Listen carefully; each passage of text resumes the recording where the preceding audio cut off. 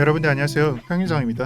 생각보다 태풍 흰남노가 정말 빠르게 안전하게 지나간 것 같습니다. 여러분들 피해가 없으시길 바라고요. 오늘 영상을 바로 시작하도록 하겠습니다. 자, 오늘 영상에서는 미래에 대한 얘기를 하고 싶어요. 즉 차트로 본다면은 지금 현재가 아닌 미래를 제가 생각한다는 내용이 되겠죠. 간혹 이런 말씀을 드렸던 것 같아요. 미래를 예측을 하는 데 있어서는 현재가 중요하고 현재를 예측하는 데 있어서는 과거가 굉장히 중요하다. 즉 과거를 통해서 현재, 현재를 통해서 미래를 예측한다라는 말씀을 드렸습니다. 자, 그럼 과거에 어떤 말을 드렸냐? 과거에는 이 추세선을 이탈을 했다. 그리고 이 추세선을 이탈함과 동시에 새로운 추세가 만들어진다라는 것을 말씀드렸고, 어제 영상도 사실 어떻게 보면은 9월 2일자 영상의 반복선, 연장선이다라고 보시면 될 것 같아요. 그래서 과거와 현재 내용을 빠르게 복습을 했고, 현재 내용을 한번 생각을 해볼게요. 새로운 추세가 만들어졌어요. 저는 이것을 단기 상승 추세가 만들어지고 있다. 고점을 내리지 않고 추세선이 이런 식으로 흘러가고 있다라는 것을 말씀을 드렸어요. 자, 그러면 앞으로가 중요한데, 그래서 정석적인 움직임은 무엇인가요? 지지를 테스트하면서 그냥 추세선이 있다면 이런 식으로 상승을 해주는 것이 정설이 되겠죠. 역설은 무엇인가요? 이 상승 추세선을 깨주게 되는 게 역설이에요. 그러면은 역설은 언제 발생하는가? 지금 추세선을 통해서 알 수가 있나요? 뭐 알 수도 있겠죠. 근데 신뢰성이 낮아요. 예를 들어 볼게요. 새로운 추세가 만들어졌는데 가속되는 추세선을 이탈을 하고 하락은 발생을 했어요. 하지만 이보다 더 큰 추세, 뭐 예를 들어서 중기 추세 안에 있는, 다시 채널로서 그어드릴게요.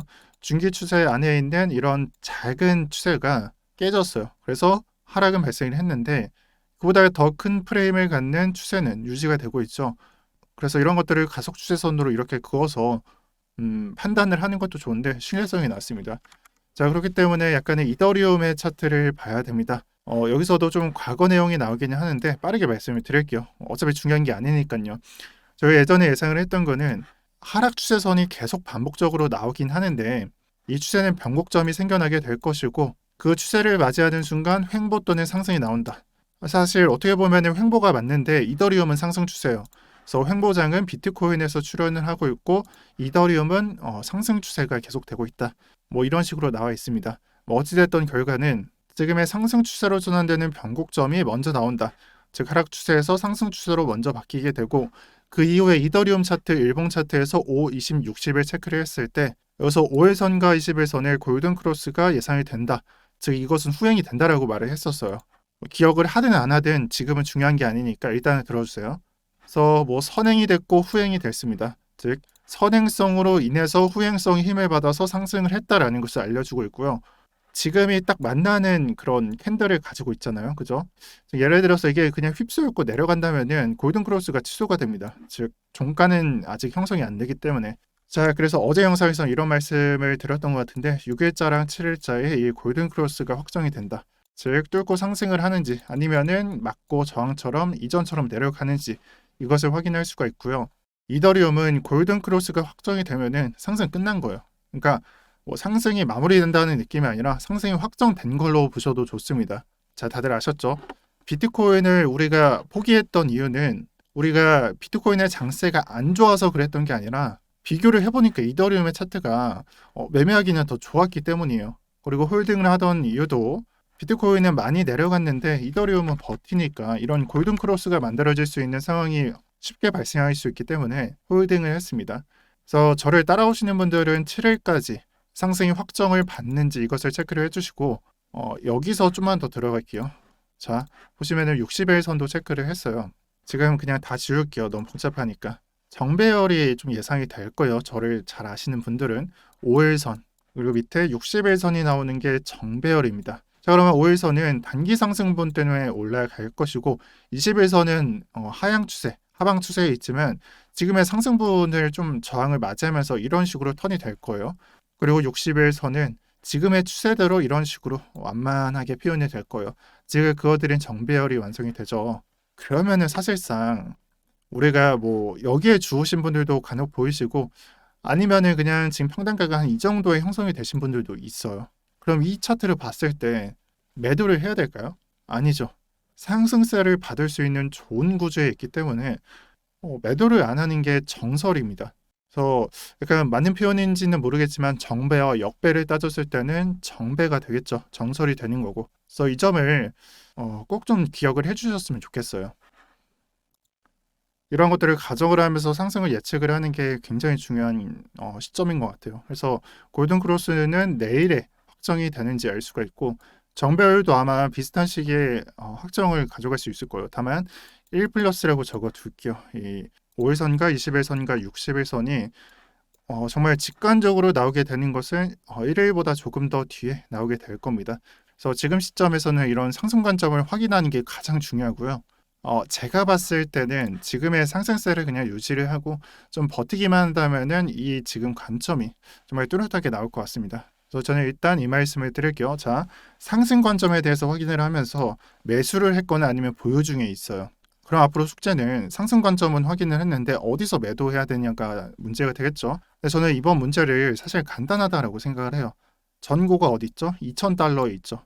2,000달러는 사실 이런 전고가 없었어도 상징적인 가격이에요. 그냥 2,000달러, 3,000달러, 4,000달러, 5,000달러를 체크를 해보세요. 5,000달러는 우리가 앞으로 도전해야 되는 고점이 되는 것이고 이전에 그런 강세에서도 5,000달러는 못 깼습니다. 그리고 4,000달러의 경우에도 이 5,000달러로 오르기 전에 이렇게 저항을 맞은 모습을 정확하게 한번 약간 깬 다음에 확인을 한번 할 수가 있고요. 또 3,000달러는 약간 외회적이긴 한데 이 하락장에서 약간 저항식으로 매물대식으로 적용을 받은 구역.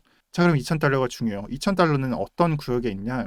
약간 상징적인 가격으로서 저항을 받는 것도 확인이 가능하고 정말 강세 하락에 있어서 깨지기는 했지만 지지를 지켜주던 구간이기도 하고 하락 속에서 이런 식으로 이 위에서 지지가 나온 가격이기도 합니다. 그런 의미에 있어서 저는 2,000달러는 무조건 50% 털고 가야 되는 자리다라고 생각을 해요. 뭐 여러분들이 2,000달러에 그냥 딱 매도를 걸기보다는 그냥 1,900달러까지 분할식으로 가져가시는 걸 추천을 드리고 지금 보유한 이더리움은 50%는 그런 식으로 처리를 하는 것을 일단 매도 시나리오로 생각을 하겠습니다.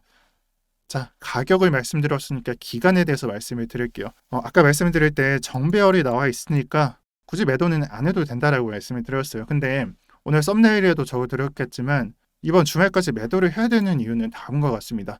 우선 첫 번째, 비트코인의 상승이 유효하지가 않아요. 지금에 대한 관점은 사실상 강세장에서 약세장으로 바뀐 다음에 우리가 5일선과 20일선의 주봉상 크로스가 일어나야 되는 그런 구역이다라고 말씀을 드릴게요. 좀 쉽게 말하자면은 지금은 그냥 하락세가 유지가 되고 있다라고 보셔야 되는 거예요, 주봉은. 근데 이 하락은 곧 끝나게 될 거예요. 영원한 상승도 없고 영원한 하락도 없듯이 변곡점을 맞이하면서 다시 상승 추세로 아까 봤었던 차트랑 그냥 그대로 똑같이 이해를 하시면 돼요. 그렇게 변곡점이 생겨나게 되는데 저는 그 지표를 5일선과 이 흰색이 5일선, 노란색이 21선, 골든 크로스가 일어나는 지역에서 하락은 끝난다라고 생각을 했고요. 이거는 비트코인의 과거 차트를 보면은 단번에 이해가 되실 거예요. 여러 번 반복 말씀드렸으니까 약세장에서 상승이 시작되는 기점에서 어떤 포인트들이 발생을 하는지 여러분들이 직접 눈으로 보시는 게 좋겠습니다.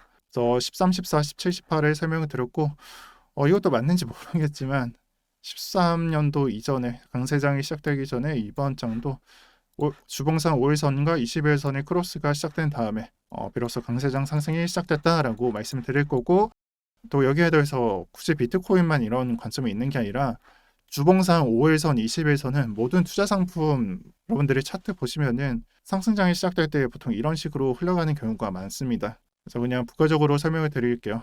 정말 결론적으로 말씀드리면은 지금 현재가 하락장 안에 있는 거고 이 하락장 안에서 단타를 치고 있기 때문에 단기적으로 가져가야 된다라는 말이고요. 구체적인 시일은 이더리움의 머지 업데이트를 참고하겠습니다. 이더리움의 머지 업데이트는 제가 과거에 말씀드렸을 때 14일, 뭐 15일 이런 식으로 말씀을 드렸고 일시도 사실 지금 시점하고는 조금 달라요.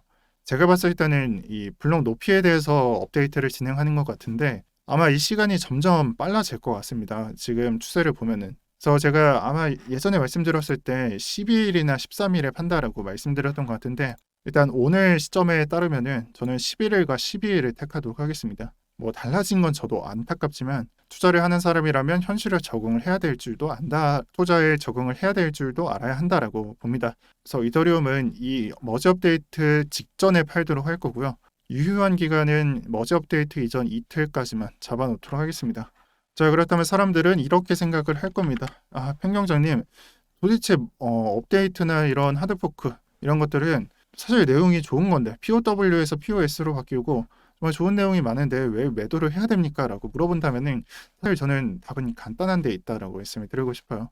우리가 역사나 과거에 대해서 배우는 이유는 현재 시점하고 굉장히 좀 유사하게 흘러가는 패턴이 많기 때문에 그렇습니다. 만약 과거에 업데이트나 이런 하드포크 등이 정말 좋은 장소로 인해서 그냥 우상향만 진행을 했다면은 저는 매도할 이유가 없습니다. 하지만 거의 모든 그런 하드포크가 포함되어 있는 업데이트는 하드포크 이전에 강한 상승을 받고 그 이후에 떡락을 맞이합니다. 물론 이더리움의 약간 시총 때문에 떡상이 나오거나 떡락이 나오는 일은 없다라고 보고 있지만 작은 장 안에서 상승과 작은 장 안에서 하락은 우리가 반드시 볼 수밖에 없다라고 생각을 하고요. 저는 이 업데이트 전에 사서 업데이트 전에 파는 게 정배라고 보고 있고 오히려 여기서 사서 여기서 팔거나 별로 체크를 할게요. 아니면은 여기서 사서 이런 데서 팔거나 이런 구간에서 팔거나 아니면 여기서 사는 게 최악이긴 한데 여기서 사서 업데이트 이후에 팔게 되는 것이 저는 역이라고 봅니다. 역설이고 이게 정설이라고 봐요. 제가 여러분들한테 추천을 드리는 거는 굳이 정배를 위반하지 마세요. 역으로 가지 마세요. 이 말씀을 드리고 싶어요. 여기에 대해서 좀만 더 말씀드리자면은 방금은 하드포크였는데 에이다를 통해서 말씀을 드릴게요. 에이다가 과거에 하락장을 맞이한 다음에 1,300원, 1,100원쯤에서 정말 3,000원대까지 가장 빠르게 상승한 코인이었어요. 일시를 보세요. 21년도 8월 30일에 고점을 완성시켰어요. 이때 사람들이 무슨 생각을 했냐면 아마 고개는 업데이트였던 것 같은데 이 업데이트를 진행을 하면서 이더리움의 미래는 밝다. 보통 고점에서 이런 말들이 나오죠. 가격을 보지 말고 뭐 가치를 생각해야 된다라고 말을 했는데 제가 말씀드리잖아요. 저는 정설만 생각을 하는 사람이라고. 그래서 저는 3,000원 이상 가격에 모두 다 팔았어요. 또 이전에도 좀 약간 분할 매도를 쳤었고 2,000원은 약간 중후반대 가격부터. 그리고 그 말을 영상으로 찍자마자 정말 많이 욕을 먹었어요. 너가 에이다를 싫어하는 거 아니냐, 이게 어떻게 가격을 하락을 하냐 이런 말들을 들었었거든요. 딱 이런 시점에서부터 이거 그냥 눌림목이다 막 이런 말도 들었고 근데 정설을 무시한 사람들의 입장에서는 정말 그냥 사기다라고 생각을 할 수밖에 없을 겁니다. 그래서 정말 그냥 역설을 생각을 하시는 분들은 리스크가 진짜 크다는 걸 인지하시고 계셔야 돼요. 그리고 제 생각에는 이게 이 머지 업데이트도 이더리움도 아마 비슷하게 흘러갈 것이다라고 봅니다. 이거 하나만큼은 여러분들한테 말씀드릴게요. 자, 그리고 이러한 머지 업데이트가 안 좋은 것만 우리한테 주는 것은 아닙니다. 공지사항을 보면은 이더리움의 머지 업데이트로 인한 ERC 계열의 토큰들 또 이더리움 네트워크를 사용하는 코인들의 입출금 중단을 안내한다. 8월 자정부터 그러니까 7월 24일부터 내일자 24시부터 실행을 한다라고 보시면 되는 거고 이런 내용들이 있습니다. 우리는 POS에 대해서 지지를 하고 POW는 버릴 것이다 라는 것이 나와 있고 사실 내용을 읽기보다는 이 안에 내포되어 있는 것들을 아셔야 돼요. 우리가 거래소를 누르고 지금 현재 전일 대비를 누르시면은 메인 프레임이나 뭐 이퀄 같은 것들이 상승을 받고 있죠. 왜 상승을 받을까요? 가두리가 이제 앞으로 내일자 24시에 실행이 되니까 이 가두리 펌핑을 먹고자 하는 수요가 여기에 담겨져 있는 거예요. 그게 아까 말씀드렸듯이 ERC 토큰이나 이더리움 네트워크를 사용하는 코인들이 그렇습니다. 저는 단기간으로는 이런 장이 계속 될 거라고 보고 있어요. 뭐 한 달 내내 진행이 된다라는 것은 아니고 이 업데이트로 인해 가두리가 풀리기 전까지는 이렇게 약간 순환식으로 상승이 나올 것 같다라고 생각을 해요. 자, 그러면은 여기 이 장세에 저는 이 장세에 참여를 하고 싶어 하시는 분들은 지금 상승 중인 메인 프레임 같은 코인이나 이클을 타셔도 되는데 나는 약간 저평가되어 있는 것들 사고 싶어라고 생각을 하신다면은 코인 마켓캡에 들어가셔서요. 코인을 하나 검색을 하세요. 그러면은 이 코인이 어떤 네트워크를 사용하고 있는지 알 수가 있어요. 그래서 메인 프레임은 당연히도 이더리움의 네트워크를 사용하고 있고 제가 봤을 때는 아마 이 중에서 잡코인들은 상승률을 좀 많이 받은 놈들은 아마 이더리움의 네트워크를 사용하고 있을 겁니다. 그래서 엠블을 검색을 했는데 이더리움의 네트워크를 사용하고 있는 걸 알 수가 있고요.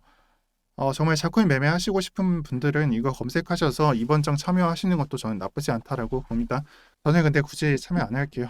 네. 이런 장세는 참여하기가 싫어서 일단 그렇게 말씀을 드리겠습니다. 자, 여기까지가 제가 일주일 동안 예상을 한 장세입니다. 여기랑 크게 달라질 점은 없을 것 같고 그 코인 종목 선택에 있어서 각 종목이 얼마나 오르는지만 약간 변동성이 좀 다르게 흘러갈 것 같아요. 그래서 그런 것들만 생각을 하시고 이번 장에 참여를 하시고요. 전에 말씀드렸다시피 이더리움을 11일이나 12일에 매도를 할 생각입니다. 근데 이 기간이 약간 추석 기간이라서 어떻게 흘러갈지는 모르겠어요. 각자의 판단에 맡겨서 매도를 하는 것도 좋은데 정말 헷갈린다 싶으실 때는 제가 아까 제시해드린 거 참고를 하면서 매도가나 이 시기에 대해서 가져가 보시는 걸 저는 추천을 드리고요. 그리고 간단한 안내만 드릴게요. 제 비트 시그널 25시의 채널은 앞으로 2분할이 됩니다. 첫 번째, 여러분들 대중께서 좋아하실 만한 제가 컨텐츠를 찍는 것이고, 두 번째는 매매 관점을 살려서 매매를 할 수 있는 그런 동영상들이 올라갑니다. 그런 매매 관점을 살려서 매매를 하는 방법은 제가 멤버십에 올려드렸었고, 이게 뭐 막 몇만 원, 몇십만 원짜리가 아니라 제가 설정할 수 있는 최저 가격으로 설정을 했습니다. 그래서 이런 분들이 들으시는 게 좋아요. 나는 매매를 하는데 관점이라는 걸 세워본 적이 없는 사람 반드시고요. 여러분들이 싫으셔도 저는 들어야 된다라고 주장을 할게요. 두 번째로는 관점을 살려서 매매를 하긴 하지만 손익비가 그렇게 좋지 않다. 약간 나중에 놓고 보면은 매번 잃기만 한다라고 하시는 분들, 그리고 앞으로 매매를 잘하고 싶으신 분들은 저는 적격 대상이라고 생각을 하겠습니다. 이 세상에 무조건이라는 것은 없지만 저는 여러분들이 진짜 노력을 한다면은 많이 바뀔 것이라고 생각을 합니다. 지금 과정이 1편에서 추세선을 알아봤고 2편에서 RSI를 찍어서 오늘 업로드를 올렸고요. 지금 현재 매매는 평균적으로 10번 정도 매매를 가져간 것 같은데, 이 중에서는 제가 말을 하잖아요. 이 장에 적극적으로 참여하는 사람들도 있고 소극적으로 적게 참여를 하는 사람들도 있는데, 정말 많이 참여를 하신 분들은 20번 이상 매매를 해봤다라는 분도 있습니다. 사실 호진님은 정말 미안한 게 이 멤버십에 거의 한 4개월, 5개월 이상 동영상을 안 올려드렸는데도 불구하고 그냥 계속 유지가 되시던 분이에요. 그러니까 가입하고 아무것도 안 하던 분. 그래도 아무 말 안 하시다가 지금 보니까 이 호진님은 그냥 진짜 적극적으로 매매하시는 분들 같아요. 사실 실력 증진에 있어서 매매 기회를 많이 가져가는 것도 중요하긴 합니다. 뭐 어찌됐든 간에 저희 교육은 이렇게 진행이 되고 있고, 참여를 원하시는 분들은 멤버십에 가입하셔서 안내를 받으시는 게 좋고요. 그리고 어제 댓글에 이런 댓글이 있던데, 멤버십에 가입을 하고 여기에 들어가야지만 참여를 할 수가 있냐? 아니에요. 그냥 여러분들께서 무료 선물방에 있거나 아니면은 제 멤버십에 들어가 있거나 하나만 있다가 나는 좀 더 해봐야 될 것 같아 하면은 본인이 없는 걸 하세요. 그러니까 여기에 있으면 이걸 해보고, 여기에 있는데 여기에 없으면 이거를 해보고, 이렇게 하셔야지 정답이라는 건 없어요. 그리고 좀 개인적이긴 얘기는 한데 저는 도전적인 걸 굉장히 중요하게 생각을 합니다. 사실 제 개인적인 인생 자체가 20살 때부터 도전이기 때문에 그런 것들을 굉장히 선호한다라고 말씀을 드리고 싶고, 그냥 반드시 실패를 하고 반드시 성공을 해보고 여러 번 해보는 게 답이에요. 선물 시장은. 저는 거기에 대한 가이드를 제시를 해드리는 거고요. 굳이 여기서 순서를 생각을 하자면은 여기에 먼저 입장을 하신 다음에 제 멤버십을 드는 게 낫다라고 말씀을 드리고 싶어요. 네, 일단 정답은 그렇게 말씀을 드릴게요. 그리고 하나의 질문이 더 있었습니다. 지금 멤버십이나 아니면은 무료 선물방이 현물을 위한 것이냐 선물을 위한 것이냐라는 질문이 있었고요. 나는 현물을 하는데 이 방에서는 도움을 못 얻냐라고 물어보시는 분이 있어요. 근데 정말 핵심적인 것은 본인이 실력이 있으면은 둘 다 할 수가 있고요. 질문 주신 분이 현물에서 잘 수익을 내시는 분이라면은 선물도 똑같아요. 길이와 방향성의 차이이지 결코 다른 게 아니다라는 것을 명심을 하시고요. 결국 리스크 관리가 된다면은 선물 매매도 할 줄 알아야 됩니다. 그리고 선물 매매를 하시다 보면은 현물은 잘할 수밖에 없다라고 봅니다. 그래서 굳이 비교를 해보자면은 우리가 지금은 현물 차트죠. 그래서 지금 상승세를 보고 있는 거고, 여기서는 방향성이 상승이기 때문에 내가 이 방향성을 타서 매매를 하느냐 또는 이 추세가 꺾일 때 매매를 하느냐, 이런 것들을 결정할 수가 있는 거고요. 제 매매에서는. 하지만 현물장에서는 어떻게 매매를 해야 될까요? 현물장 안에서는 지지에 맞닿아서 상승이 보일 때 또는 추세를 그어놓고 하락 방향성이 유지 중일 때 상승세로 바뀔 수 있는 구간을 체크를 한 다음에 매수에 들어가는 것, 또 상승으로 전환이 됐다면은 추세를 뚫는 게 보인다면은 그때 매도에 나서는 건 똑같아요. 추세를 언제 이탈을 하고 이 추세가 어디로 바뀌느냐, 거기서 매수를 하느냐 매도를 하느냐 다를 게 없습니다.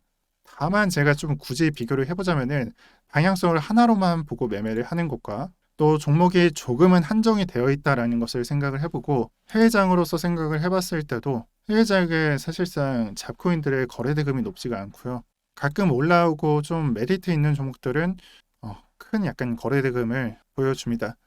그래서 고민을 하실 때는 이 생각을 한번 해보세요. 내가 이 장에서 수익을 낼지 고민을 하는 것과 또 해외장에서 수익을 낼지, 또 해외장 안에서 USDT 마켓에서 거래 대금이 높은 종목들로 내가 매매를 할지, 이런 종목들로 매매를 할지 생각을 해보시는 게 좋습니다.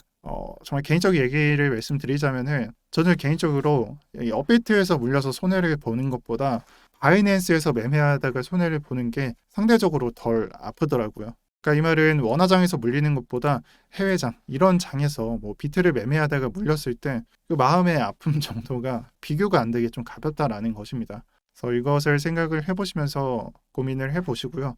그리고 이 얘기는 사실상 이 영상에서 말씀드리지 않아도 되는데 하나만 더 말씀을 드릴게요. 우리가 레버리지를 걸고 20배를 걸든 3배를 걸든 100배를 걸든 가장 중요한 거는 우리가 얼마를 사는지에 달려 있어요.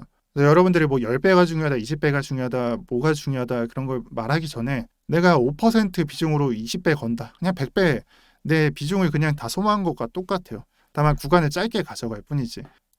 그래서 좀 약간 생각을 잘 해주셔야 돼요. 그러니까 뭐가 가장 핵심인지를 생각을 하셔야 돼요. 결국에는 이 USDT에서 5만 테더를 걸었는데 이 배율이 중요한 게 아니라 5만 테더의 변동성을 생각하면서 매매를 하는 것이기 때문에 여러분들께서는 배율을 높이지 않아도 됩니다. 분석가들이나 아니면 유튜버들이 말하죠. 나는 저배율로 안정성 있게 매매를 한다. 그럼 예를 들어 볼게요. 3배율로 50만 달러 투자를 했을 때 그게 보수적인 매매일까요? 내 시드 전체 넣고 매매를 하는 게 아니죠. 그렇다면 또 별개로 50만 달러 20배율 땡겨서 매매를 하는 게 안정적일까요? 아니죠. 그냥 본인 관점에 맞게 배율을 쓰는 게 정답이에요, 사실. 이게 내가 리스크 관리가 되냐가 정답이고. 그래서 제가 아까 원화장하고 이 테더장을 설명드릴 때 실력이 가장 중요하고 리스크 관리가 되냐에 따라서 좀 약간 나뉜다라고 말씀드렸어요. 그치만 약간 대중들이 말을 하는 선물은 무조건 위험하다라고 보시는 분들은 접근 안 하셔도 돼요. 그 반면에 내가 실력 증진을 챙기고 싶고 하시는 분들은 지금 이 장 있죠? 17, 18년도 이후에 나왔던 이 장이요. 이 장은 여러분들이 경험하신 장보다는 다를 겁니다. 하나만 보여드릴게요. 샌드박스를 보세요. 강세장에서는 1,000원에서 10,000원을 갔어요. 10배 이상 상승을 했어요. 근데 방금 보여드린 17, 18년도 이후의 차트는 약간 변동성이 그렇게 좋지는 않습니다. 여러분들은 여기서 매매를 한다라고 생각을 하시는 게 좋아요. 과거 얘기를 할 때 메탈을 주로 보여드리는데 제가 메탈로 매매를 많이 했기 때문이에요. 어찌됐든 간에 우리가 크게 봤을 때는 우리가 이 장에서 매매를 하는 것과 이런 장에서 매매를 하는 것은 다를 수밖에 없다 라고 설명을 드릴 거고요.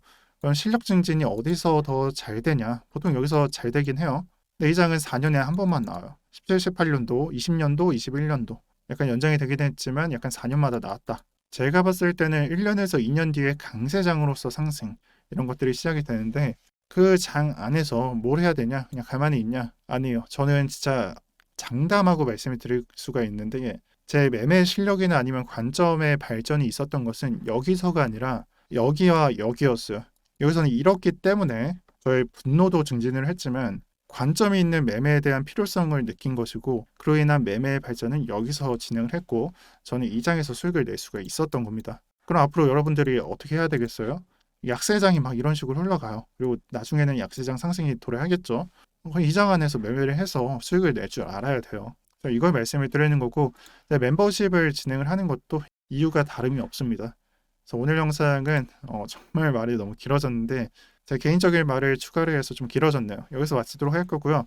이런 관점을 살려서 매매를 하는 것들이 실력의 차이가 날 수밖에 없어요. 방금 봤었던 20번을 매매한 사람은 10번을 매매한 사람보다 실력이 있을 수밖에 없고 20번보다는 이제 100번, 200번 매매를 한 사람들이 실력이 많겠죠. 그냥 일방적으로 생각을 해본다면요. 그렇기 때문에 교류가 되어야 됩니다. 제가 추후에는 여기서 이 매매 관점을 살려서 매매를 하는 사람들을 위한 소통방을 계획을 하고 있고 그 방에는 저도 참여를 할 겁니다. 이 점만은 말씀을 드릴게요. 자, 그래서 그 방에 이제 초대를 하는 사람들은 이 무료 선물방 인원에서 제가 선별을 해서 필터링을 걸어서 선별을 할 생각이고요. 원래는 좀 소수로 운영을 하려고 했는데 일단 회사에서 권고한 그 기간이 이번 추석까지라고 합니다. 그래서 추석까지 입장을 해주신 분들은 이후에 제가 소통방 운영할 때 그 자격을 부여하도록 하겠습니다. 그래서 아직까지 참여 안 하신 분들은 여기서 선물방 입장하셔서 이 선물 트레이딩을 무료로 이용을 해주시면 제가 추후에 연락드리도록 하겠습니다. 네, 오늘 영상은 여기까지 하겠습니다. 오늘도 편경장이었고요. 이더리움 화이팅입니다. 감사합니다.